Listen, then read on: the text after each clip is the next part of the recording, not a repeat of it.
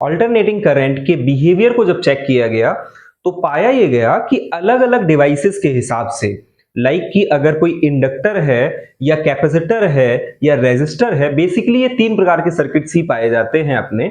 तो उन simple AC circuits में इसका बिहेवियर अलग अलग पाया गया। अभी तक जो हम बिहेवियर समझते हुए आ रहे हैं अपने सिलेबस में, उसमें हमने इसमें रेजिस्टर के बारे में जाना और थोड़ा इलेक्ट्रोमैग्नेटिक इंडक्शन वाले चैप्टर में ये हमने समझा था कि हम लोग अल्टरनेटिंग ईएमएफ निकाल सकते हैं। बट वहां कोई भी ऐसी बात नहीं हुई थी कि उस ईएमएफ और करंट के बीच में क्या कोई डिफरेंस है।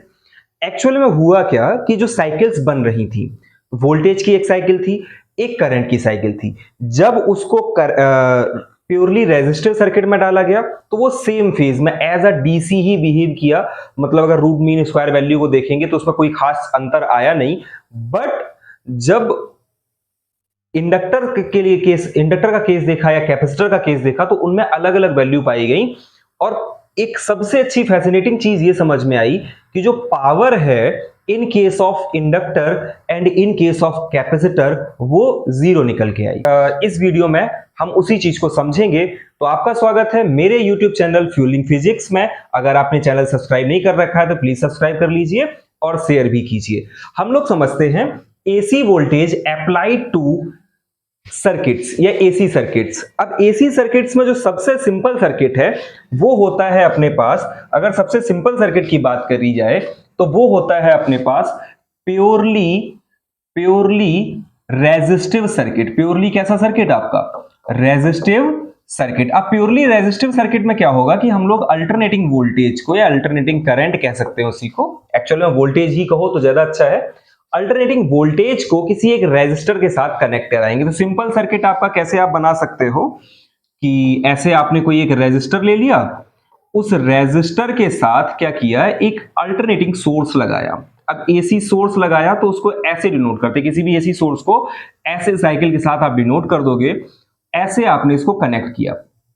इस एसी सोर्स का जो वोल्टेज ले लिया वो ले लिया, मान लेते हैं V इक्वल्स टू, वो ले लिया आपने V is equals to V naught sine omega t. आपकी इच्छा है आप इसको साइन ओमेगा टी लो या cos omega T low, but book वगैरह में हर जगह आपको साइन ओमेगा टी लिया गया है तो आपको साइन ओमेगा टी ले लेना चाहिए। तो ऐसा आपने लिया, इसका रेजिस्टेंस हो गया R, इसका रेजिस्टेंस क्या हो गया R। अब इसके अंदर मान लेते हैं करंट जा रहा है आपका I, इसके अंदर करंट कितना जा रहा है I करंट इसके अंदर जा रहा है। अब होगा क्या, ये वोल्टेज है, ये I करंट जा रहा है, हमें पता करना है कि ये I और R एक जैसे हैं। मींस जैसे इसकी साइकिल चल रही है, मतलब जब वोल्टेज पीक पे है तभी करंट पीक पे है या नहीं है। मींस IRMS वैल्यू और VRMS वैल्यू सेम फेज में है या नहीं है। इस चीज को बेसिकली समझना है हमें। और उससे फायदा या नुकसान क्या होगा, उससे हमें पता चलेगा कि पावर कंजम्पशन क्या होगा। उससे हमें क्या पता चलेगा, पावर कंजप्शन क्या होगा। तो इसके दो मेथड है, एक एनालिटिकल मेथड है और एक फेजर डायग्राम का मेथड है। फेजर डायग्राम मतलब रोटेटिंग वेक्टर के फॉर्म में, वेक्टर ही है, वेक्टर का ही दूसरा नाम होता, रोटेटिंग वेक्टर का ही दूसरा नाम होता है फेजर। तो कोई वेक्टर है, वेक्टर ऐसे अगर रोटेट कर रहा है उस चीज को फेजर बोलते हैं। तो फेजर डायग्राम वाला भी सॉल्यूशन होता है। तो हम लोग समझते हैं अब प्योरली रेजिस्टिव सर्किट को। अब कोई भी सर्किट अगर ऐसा एक लूप दिया हुआ है हमें, तो हमें ये पता है फ्रॉम किरचॉफ लॉ कि कभी भी किसी भी सर्किट में जो टोटल वोल्टेज होगा वो हमेशा इक्वल्स टू क्या होगा, जीरो। मतलब जितना वोल्टेज सर्किट में गया होगा इससे ही खर्च हुआ होगा, इससे खर्च हुआ, यहां जितना खर्च हुआ है वो इसी से खर्च हुआ होगा। तो इन दोनों को अगर हम देख लेंगे तो वो बराबर जीरो होगा। या कह सकते हैं कि ये जो होगा ये बराबर होगा इसके। तो हम लोग इसी को लिखेंगे फ्रॉम किरचॉफ लॉ या रूल, किरचॉफ रूल की बात करें तो हम लोग क्या कहेंगे कि ये जो आई आर होगा, यहां वोल्टेज क्या होगा, I R, V equals to I R होता है, यहां वोल्टेज आई और यहां वोल्टेज क्या, V naught sine omega T. तो आई आर जो होगा वो बराबर होगा V naught sine omega T के। वो किसके बराबर होगा, V naught sine omega T. अब अगर हम I की अकेले वैल्यू निकालें तो I बराबर क्या लिख सकते हैं, इसको स्मॉल I बना रहा हूं, स्मॉल I इक्वल्स टू, ये R यहां नीचे आएगा, V naught upon R sign omega T. और ये आपका हो जाएगा, ये जो V नॉट अपॉन आर है, V नॉट भी फिक्स वैल्यू, पीक वैल्यू है ये, और R आपका रेजिस्टेंस, ये भी फिक्स होता है किसी भी रेजिस्टर का। इस पूरे को कांस्टेंट को I नॉट के बराबर मान लिया जाता है और कहा जाता है कि I इक्वल्स टू, फॉर्मूला हो जाएगा I naught sine omega T, और वेयर आप ऐसे लिखोगे, वेयर I नॉट जो है वो बराबर है V नॉट अपॉन आर के। I नॉट जो बराबर है वो किसके, V नॉट अपॉन आर के। इतना आपको लिखना चाहिए। अब मेन चीज जो समझने वाली है या जो आपको लिखना जरूरी है, जिसको सीखना जरूरी है, वो है कि यहां V नॉट जो था वो भी साइन ओमेगा टी था, और जो I नॉट आया वो भी क्या है, साइन ओमेगा टी के टर्म में आया। मतलब अगर हम थीटा चेंज करेंगे साइन जीरो पे, ये दोनों वैल्यू जीरो होंगी। मींस अगर हम इनके लिए एक फेजर डायग्राम क्रिएट करें, अब फेजर डायग्राम एक्चुअल में होता क्या है, अगर हम इसको एक वेव नेचर में दिखाने का प्रयास करें तो सिंपल वेव से कैसे दिखा सकते हैं, ध्यान देना कि देखो ऐसे, अगर ये वोल्टेज है, सुनना, अगर ये वोल्टेज है तो ये कुछ ऐसे, ऐसे समझ ले, ज्यादा बड़ा हो जा रहा है, छोटा करूं मैं, ऐसे, ये वोल्टेज हुआ, ये क्या हुआ आपका वोल्टेज। इसको कह लें हम लोग कि V equals to V naught sine omega t को ये डिनोट कर रहा है। और अगर इसी जगह हम क्या करें, करंट को जब हम दिखाएंगे तो करंट को थोड़ा सा कम दिखाना चाहिए। मान लेते हैं करंट कुछ ऐसे होगा, करंट कुछ ऐसे जाएगा। मींस फेज वही है, जब ये जीरो तब ये जीरो, जब इसकी पीक वैल्यू तब इसकी पीक वैल्यू, फिर जीरो फिर जीरो। मतलब करंट और वोल्टेज जो है वो, करंट और वोल्टेज जो है वो सेम फेज में है। इसीलिए इसको कहा जाता है कि जो प्योरली रेजिस्टिव सर्किट है उसमें करंट और वोल्टेज क्या है, सेम फेज में है। फेज मतलब समझ रहे हो कि जब ये जीरो तब वो जीरो। दूसरा एक और तरीका होता है रोटेटिंग वेक्टर के टर्म में, उसमें क्या होगा कि मान लेते हैं ऐसे कोई कार्टेशियन प्लेन है, उसमें जो वेक्टर है, मान लेते हैं ये ओमेगा टी एंगल है, ये आपका क्या है ओमेगा टी एंगल है, और ये कोई वेक्टर है, तो यही वेक्टर आपका v equals to V naught sine omega t को दिखाएगा। और इसी पे आप कह सकते हो कि इसी पे आपको दिखाई देगा करंट की वैल्यू भी, वो होगी आपकी I naught sine omega T. मतलब दोनों वैल्यूज यहां समझ लो, I equals to I naught sine omega T, ये दोनों एक ही लाइन के साथ हैं और ये पूरा ऐसे रोटेट करता रहेगा वेक्टर, ओमेगा टी की वैल्यू कुछ भी बनी रहे। मतलब वोल्टेज और करंट एक साथ चल रहे हैं, ऐसा आप दिमाग में रख लो। फेज नहीं समझ में आ रहा कुछ नहीं, कि वोल्टेज और करंट एक साथ चल रहे हैं। अब आगे आने वाले सर्किट्स में क्या होगा, वो आगे और पीछे आएंगे, आगे और पीछे आएंगे, उनको भी हम लोग समझने का प्रयास करेंगे। तो इतनी चीज समझ में आई पहले तो। अगर इसकी वैल्यूज की बात करी जाए तो ऐसे समझ लेना कि ये चीज जो है ना, ये कुछ ऐसे, यहां वोल्टेज की V नॉट वाली मैक्सिमम वैल्यू और ऐसे करंट की वैल्यू यहां, ऐसे करके आपको बुक्स में दिखाई देगा। तो ये होता है तरीका करंट को डिनोट करने का, कि करंट और वोल्टेज ऐसे हैं फेजर डायग्राम के सॉल्यूशन से अगर मैं बताना है, किसमें, in case of purely resistive circuit. अब जो मेन पार्ट इनका बचा है वो बचा है पावर का। अब पावर इन, अब आपको क्या निकालना है, power in purely resistive circuit, power in purely resistive circuit. Power का फॉर्मूला, अगर रेजिस्टिव सर्किट, अगर पावर का आपसे फॉर्मूला कहूं मैं, आपने पिछली क्लासेस में पढ़ रखा होगा, तो पावर बराबर होता है आपका, पावर बराबर होता है V इंटू आई। पावर बराबर क्या होता है, V इंटू आई। सिंस हमें V बराबर पता है V naught sine omega t, V बराबर क्या पता है V naught sine omega t, and I बराबर पता है I naught sine omega T. ये दोनों चीजें तो अभी निकाली ना हम लोगों ने, कि V इक्वल्स टू, अगर हमने ये माना था उसके कारण करंट ये आया था, तो V naught sine omega T और यहां I naught sine omega T, इनको इस इक्वेशन में रखा जाए तो देखना क्या होगा, ये बनेगा P is equals to V naught sine omega T और I naught sine omega T. ये दो चीजें बनी, P equals to P naught sine omega, P equals to V naught sine omega T और I naught sine omega t. V naught I naught को एक साथ रख लेते हैं, V नॉट और I नॉट को क्या कर लेते हैं, एक साथ कर लेते हैं, और ये बन जाएगा ऐसे, V naught I naught sign square omega t. क्या बन जाएगा, साइन स्क्वायर ओमेगा टी। ये तो हुई पावर, ये तो ही क्या, इंस्टेंटेनियस पावर, ये आपकी क्या हुई, इंस्टेंटेनियस पावर। अब अगर एवरेज की बात करें, किसकी बात करें, एवरेज पावर, अगर एवरेज पावर की बात करें तो एवरेज पावर के केस में हमें क्या पता है, एवरेज पावर के लिए क्या बनाया होगा, ऐसे पी ऐसे बनाएंगे दोनों ब्रैकेट, फिर V नॉट आई नॉट, तो ये फिक्स वैल्यू है, इनको बाहर कर लो, average of sine square omega T. तो पिछला वाला वीडियो आप जरूर जाके एक बार चेक करो, जाके जस्ट पहले जो वीडियो पढ़ा है root mean square value of AC, उसमें आपको बताया था कि साइन स्क्वायर ओमेगा टी अगर कहीं आ गया है या साइन स्क्वायर थीटा आ गया है, साइन थीटा और कॉस थीटा अकेले सिंगल है तो उनकी वैल्यू 0, लेकिन साइन स्क्वायर ओमेगा टी है तो उसकी वैल्यू होती है 1/2।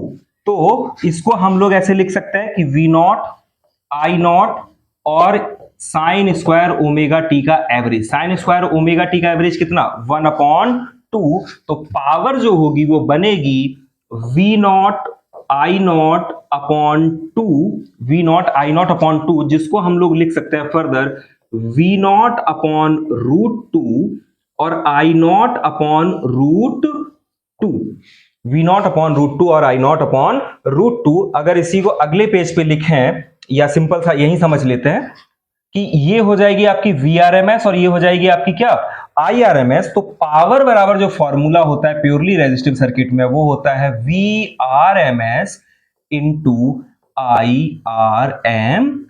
प्योरली रेजिस्टिव सर्किट के लिए जो पावर आती है वो ये आती है। तो इतना आपको किसी भी, जैसे मान लो एग्जाम में क्वेश्चन आता है कि प्योरली रेजिस्टिव सर्किट के लिए, AC सर्किट के लिए आपको मतलब डिफाइन करना है प्योरली रेजिस्टिव सर्किट में AC कैसे बिहेव करती है, तो आपको यहां तक पावर तक निकाल के उनको दिखाना पड़ेगा। फिर फर्दर क्या है, इसी जैसे इस पैटर्न में जैसे जैसे इसको सॉल्व किया है ऐसे ही पैटर्न में अब हम लोग निकालेंगे, अभी आगे निकालेंगे purely capacitive circuit, purely inductive circuit को। तो देखना, ध्यान देना, करते क्या है, अब निकालते हैं हम लोग प्योरली कैपेसिटिव सर्किट। प्योरली कैसा सर्किट, कैपेसिटिव। जो लोग निकाल सकते हैं वो वीडियो पॉज करें और उसको निकालने का प्रयास करें। जैसे ये पुराना रेजिस्टिव सर्किट जैसे किया है ना सॉल्व, ऐसे ही आपको कौन सा सर्किट निकालना है, प्योरली कैपेसिटिव सर्किट के लिए वैल्यूज को निकालना है। अब प्योरली कैपेसिटिव सर्किट में क्या करेंगे हम लोग, सिंपल सा एक कैपेसिटर लेंगे, एक क्या ले लेंगे, कैपेसिटर लेंगे, और उस कैपेसिटर में फर्दर कौन सा सोर्स लगा देंगे, अल्टरनेटिंग सोर्स लगाएंगे। अल्टरनेटिंग सोर्स लगाया, अब क्या करेंगे, सिंपल इस सोर्स की वैल्यू क्या, वही V equals to V naught sine omega t वाली, V equals to V naught sine omega t. इधर I करंट जाएगा, इधर कितना करंट I, और इधर जो कैपेसिटेंस होगा वो C होगा। फिर फर्दर अगर हम वोल्टेज लिखेंगे, कैपेसिटर के अक्रॉस वोल्टेज लिखेंगे, तो आपको एक फॉर्मूला पता है Q इक्वल्स टू होता है CV। तो अगर V इक्वल्स टू लिखेंगे तो वो हो जाएगा V इक्वल्स टू हो जाएगा Q अपॉन C। अब कुछ नहीं रह गया इसमें, V इक्वल्स टू अगर Q अपॉन C पता, अब फिर से वही किरचॉफ लॉ लगाते हैं। तो फ्रॉम किरचॉफ लॉ, समझना, फ्रॉम किरचॉफ लॉ की बात करें तो किरचॉफ लॉ से हमें क्या पता है, किरचॉफ रूल क्या, किरचॉफ जो वोल्टेज लॉ है वो क्या कहता है, किरचॉफ वोल्टेज लॉ, KVL जिसको कहते हैं हम लोग, सिंपल सा KVL से हमें क्या पता है कि सम ऑफ वोल्टेज जो होगा वो क्या होगा, फिक्स होगा। तो ऐसे नहीं लिख दे, मैं इसको ऐसे सिंपल सा लिखूं कि V naught sine omega t जो होगा वो बराबर होगा Q अपॉन C के। वो किसके बराबर होगा, Q अपॉन C के। अगर यहां से Q की वैल्यू निकालें, किसकी वैल्यू निकालें, Q की अकेले की वैल्यू निकालें, तो Q इक्वल्स टू आ जाएगा आपका C V naught sine omega t. कोई दिक्कत नहीं।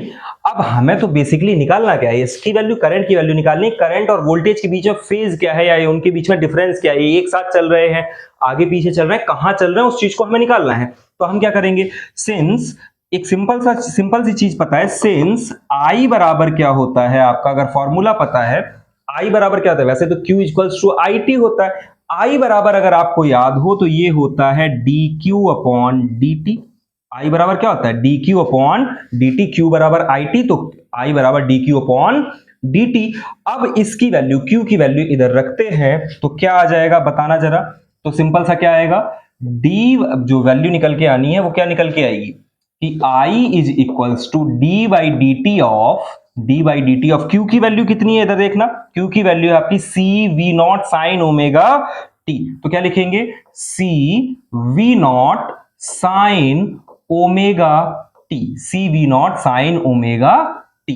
इतना आपको करना है। क्या आप डिफरेंशिएशन नहीं कर सकते? देखो C तो कांस्टेंट है, कैपेसिटर का कैपेसिटेंस जो होता है वो कांस्टेंट है।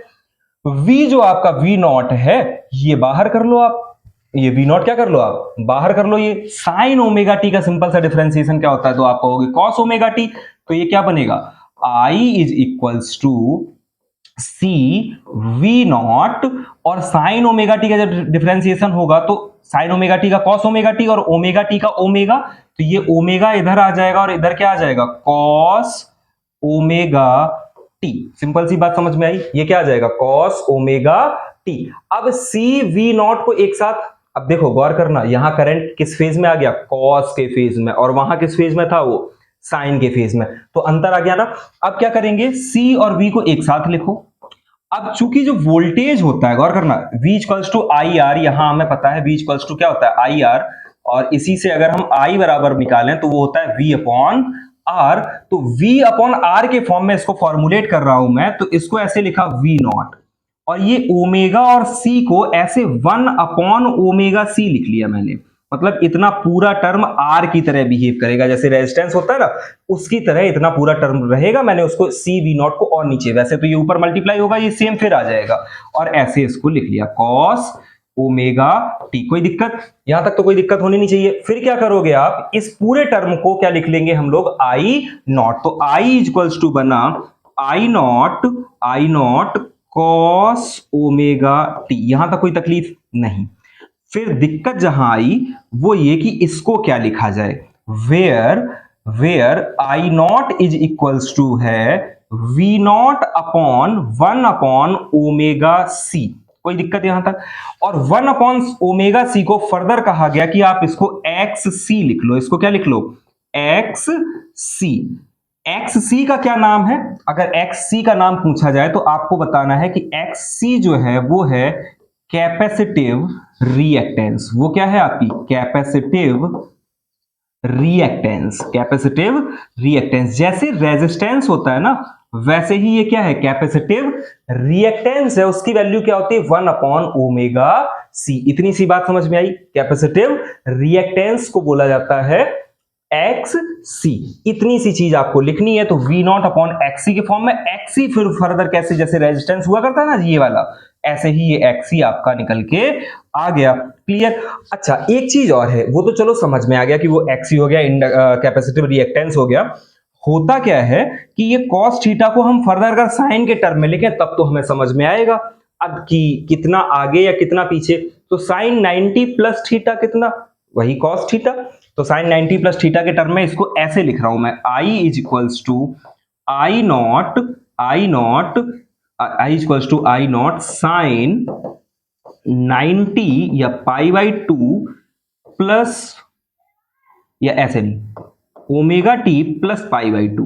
तो प्लस का टर्म होता है तब कोई दिक्कत नहीं इस चीज से, omega T plus pi by 2। तो मतलब जितना ओमेगा टी था उससे ये कितना आगे चला गया, कितना आगे चला गया, पाई बाई 2 आगे चला गया। तो इसके लिए फर्दर अगर हम फेजर डायग्राम बनाएं, इसके लिए हम क्या बनाएं, फेजर डायग्राम की बात करें। अगर हम फेजर बनाएं, फेजर मतलब क्या, रोटेटिंग वेक्टर, फेजर डायग्राम की बात करें तो फेजर डायग्राम में क्या होगा, अगर हम वो सिंपल वाला पहला वाला बनाएं तो गौर करना क्या होता है कि जैसे मान लेते हैं ऐसे कोई एक कार्टेशियन प्लेन है, जैसे ऐसे कोई कार्टेशियन प्लेन है, सिंपल सा चारों बना दे इसके, है ना, ऐसे कोई एक प्लेन है। सुनना, अब हमने क्या किया, इसमें जो वोल्टेज जा रहा था, जैसे बनाया था ना, तो इसमें कोई वोल्टेज जा रहा, बोले ओमेगा टी एंगल के साथ वोल्टेज था, ओमेगा टी एंगल के साथ क्या था, वोल्टेज था। ये था आपका V naught sine omega T. तो इससे क्या है कि करंट जो आया है वो कितना आगे है, 90 डिग्री आगे है। तो आप उसको क्या करोगे, यहां आप 90 डिग्री जब आगे बढ़ाओगे तो ये इससे ऐसे परपेंडिकुलर बना दिया जाए। ये चीज क्या है, परपेंडिकुलर, ये चीज क्या बना दी है, परपेंडिकुलर, और यहां दिखा दिया जाए आई नॉट कॉस ओमेगा टी लिख दे रहा डायरेक्टली। क्या लिख दे रहा, कॉस ओमेगा टी, या फिर आप इसी को लिखना चाहो तो साइन ओमेगा टी प्लस 90। एक तो इस प्रकार का डायग्राम आपका बनेगा। क्लियर हुआ, इधर ओमेगा टी एंगल के साथ ये चीजें ऐसी बनेगी। एक ये फेजर डायग्राम।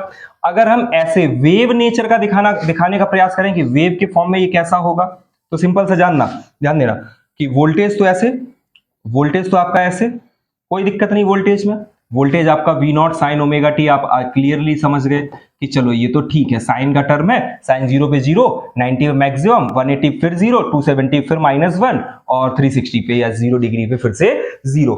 बट अगर हम करंट की बात करेंगे, तो करंट क्या है, कॉस के टर्म में है। अब cos 0 डिग्री पे क्या होता है, 1 होता है, तो हम cos 0 डिग्री पे 1 करेंगे, कुछ ऐसे इसको बनाएंगे। क्लियर?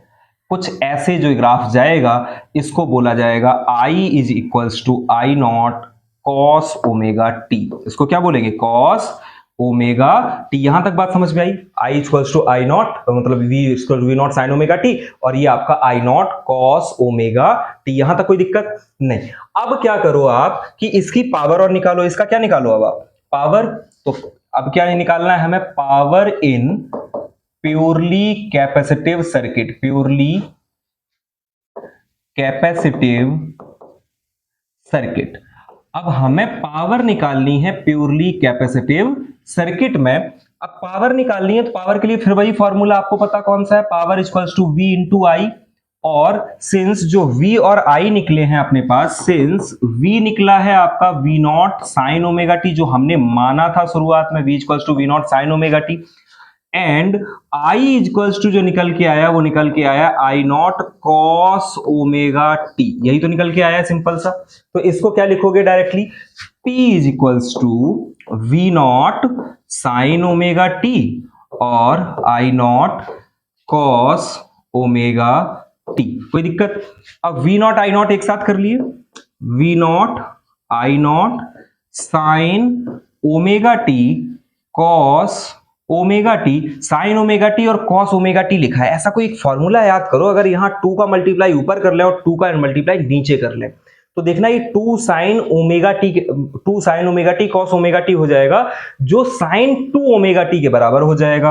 तो हमने क्या किया, यहां 2 का मल्टीप्लाई और नीचे 2 का मल्टीप्लाई और साइन 2 ओमेगा टी ये हुआ, तो साइन 2 ओमेगा टी के टर्म में लिखा, मतलब V naught I naught upon 2 और इधर क्या बना, साइन 2 ओमेगा टी, ये बना। अब अगर ये तो पावर आ गई, ये इंस्टेंटेनियस पावर है। अब अगर एवरेज पावर निकालनी है हमें क्या निकालनी है, एवरेज पावर। तो एवरेज पावर के लिए फॉर्मूला क्या होगा,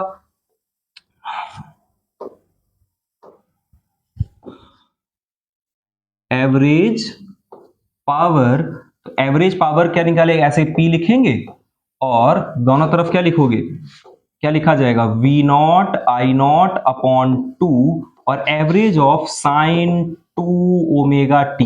ये साइन 2 ओमेगा टी जो है ये साइन थीटा ही तो है। साइन थीटा अगर होता है तो 0 स्क्वायर होता है तो 1/2 आता है, तो मतलब जो साइन 2 ओमेगा टी है इसका एवरेज क्या होगा, 0। तो ऐसे कहीं लिख लेंगे, सिंस साइन 2 ओमेगा टी का जो एवरेज होगा वो हमेशा क्या होगा, 0 होगा for complete cycle.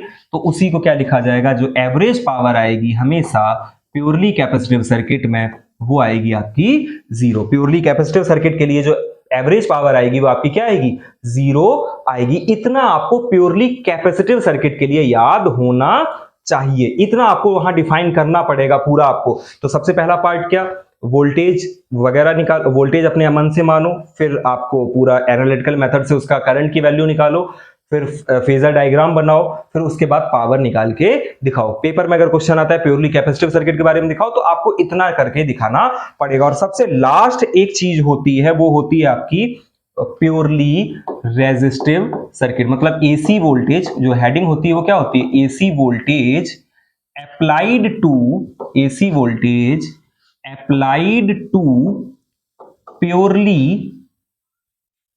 Purely inductive circuit. अब इंडक्टिव सर्किट क्या, जिसमें आपका इंडक्टर लगा हो। Inductor means coil, inductor means क्या, कॉइल। मतलब कोई एक कॉइल है, अगर वो अटैच है, मतलब ऐसे कोई सर्किट है उसके साथ एक कॉइल अटैच करी, ये इंडक्टर हुआ, और इसके साथ अगर आपने एक अल्टरनेटिंग सोर्स लगाया, अल्टरनेटिंग सोर्स इसके साथ लगाया, तो ये जो सर्किट बना ये बना प्योरली इंडक्टिव सर्किट। इसका इंडक्टेंस क्या, L, इसका इंडक्टेंस क्या, L। ये इसका वोल्टेज कितना, वही same V equals to V naught sine omega t, फिर से हमने ले लिया। कोई दिक्कत यहां तक, यहां तक कोई दिक्कत, सेम तरीका चलेंगे, जैसे चल रहे थे वैसे ही चलेंगे। फिर क्या किया, इधर आई करंट गया। अब हमें फिर से यही वैल्यू निकालनी है कि ये आई और ये वोल्टेज एक साथ फेज में है या अलग अलग है।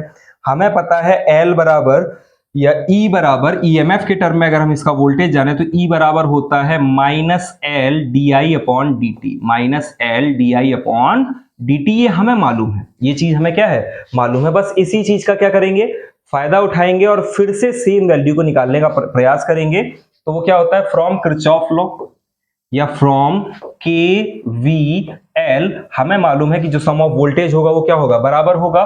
तो L D I upon D T जो होगा वो बराबर होगा हमेशा किसके, V naught sine omega T के। L D I upon D T किसके बराबर होगा, L D I upon D T V naught sine omega T के बराबर होगा। ये वोल्टेज और ये वोल्टेज आपस में क्या होगा, बराबर होगा। बराबर होगा तो अब ये एल कहां जाएगा, नीचे जाएगा और ये बनेगा d I upon D t. तो ये क्या बनेगा आपका, d I upon D t is equals to V naught upon L into क्या, साइन ओमेगा टी। कोई दिक्कत यहां तक, ये डी टी को इधर भेजो, ये डी आई, इन सबको फिर इंटीग्रेट करते हैं तो ये ऐसे बनेगा d I is equals to V naught upon L और यहां साइन ओमेगा टी और साथ में क्या, dt। अब ये टाइम का फंक्शन है तो ये इंटीग्रेट हो भी जाएगा। तो ऑन इंटीग्रेटिंग बोथ साइड्स, ऐसा लिख लेना आप, यहां जगह मैं अगले पेज पे करता हूं। तो ऑन इंटीग्रेटिंग, अब इनको क्या करेंगे, इंटीग्रेट करेंगे both sides. On integrating both sides, दोनों साइड्स को क्या किया जाए, इंटीग्रेट किया जाए। तो क्या बनेगा, गौर करना, ऑन इंटीग्रेटिंग बोथ साइड्स की अगर हम बात करें तो देखना क्या होगा, डी आई का इंटीग्रेशन आई आ जाएगा, वी नॉट अपॉन एल बाहर आ जाएगा, वी नॉट अपॉन एल क्या आ जाएगा, बाहर। तो आई ये आई का इंटीग्रेशन डी आई का आई आ गया, वी नॉट अपॉन एल बाहर आ गया, इंटीग्रेशन बचा किसका, sine omega T D T का इंटीग्रेशन होगा। Sine omega T D T का इंटीग्रेशन होगा माइनस कॉस ओमेगा टी और अपॉन में ओमेगा। तो ये बनेगा I is equals to V naught upon omega L और इधर बनेगा minus cos omega T, minus cos omega T. अब ये माइनस कॉस ओमेगा टी है, ये क्या है आपका, माइनस कॉस ओमेगा टी है। आप चाहो तो पहले देखना, ध्यान देना, माइनस को इधर लगा लो, नहीं तो ये एक फेज को दिखा रहा है, ये माइनस में जा रहा है तो मतलब ये वापस अगर हम इसको लिखेंगे तो ये हो जाएगा sign omega T minus pi by to. ये क्या हो जाएगा आपका, omega T minus pi by to. तो उसको क्या लिखेंगे हम, गौर करना, ये चीज जो है पूरी, इसको आई नॉट लिख सकते हैं। तो आई इक्वल्स टू आई नॉट, और इधर आप अगर लिखना चाहो तो इसी को लिखा जा सकता है sine omega T minus pi by two, omega T minus क्या, pi by two, where I naught जो है वो बराबर है किसके, आई नॉट जो है वो बराबर है V naught upon omega L, V naught upon omega L, जिसको फर्दर और आगे लिखा जा सकता है V naught upon X L. वहां एक्स सी लिखा था, यहां क्या लिखा जा सकता है, एक्स एल। और एक्स एल को बोला जाता है इंडक्टिव रिएक्टेंस। इसको क्या बोला जाता है, इंडक्टिव रिएक्टेंस, इंडक्टिव रिएक्टेंस इसको बोला जाता है। तो ये एक्सएल आप इसको याद कर लो, एक्सएल किसके बराबर, ओमेगा एल के, एक्सएल किसके बराबर, ओमेगा एल के बराबर। इतना आपको पहले तो इसमें आना चाहिए। ये वैल्यू है करंट की, ये वैल्यू किसकी है, करंट की, और नहीं है तो ये आपको माइनस में जो है, मतलब ये फोर्थ क्वाड्रेंट की बात हो रही है। अगर करंट जो वोल्टेज आपका फर्स्ट क्वाड्रेंट में, तो जो करंट गया वो किस क्वाड्रेंट में चला गया, फोर्थ क्वाड्रेंट में आया हुआ है। अब इनके अगर फेजर डायग्राम की बात करें, अगर फेजर बनाए, इनका फेजर डायग्राम बनाया जाए तो फेजर डायग्राम के लिए क्या करोगे, फेजर डायग्राम के लिए सिंपल सा क्या करना है आपको, ऐसे जैसे क्वाड्रेंट बनाया आपने, इधर गया वोल्टेज आपका जिसको कहेंगे आप V naught sine omega T, तो जो करंट आएगा वो इससे 90 डिग्री पीछे आ जाएगा। इससे करंट कहां पीछे आ जाएगा, यहां भले ही ओमेगा टी, इससे 90 डिग्री पीछे, यहां कहीं आपका क्या आ जाएगा, I is equals to I naught cos omega T, उसको आप लिख सकते हो। नेगेटिव वैल्यू है तो आपको पता है फोर्थ क्वाड्रेंट में वो नेगेटिव आ चुका होगा। ठीक, यहां तक आपकी ये चीज है। अगर हम ऐसे बनाएं इसको तो क्या करोगे आप, ऐसे नॉर्मल वोल्टेज तो जैसे जब बन रहा था वैसे ही बना दिया वोल्टेज। करंट को जब बनाओगे तो करंट को कैसे बनाओगे, इसके साथ जहां यहां नीचे शुरू करना आप, क्योंकि माइनस वैल्यू है ना, तो -1 से शुरू करेंगे और ये कुछ ऐसे, क्लियर, ऐसे जो वैल्यू आएगी तो इस जगह ये करंट है आपका I naught sine omega T minus π/2 के टर्म में, और जो वोल्टेज है वो आप लिख सकते हो, वो है आपका V naught sine omega T. इतना तो आपका किस में लिखना है, आपको फेजर डायग्राम जब बनाना है तो आपको ये बना देने हैं। फिर उसके बाद बात आती है पावर की। उसके बाद क्या आती है, पावर की। तो पावर इन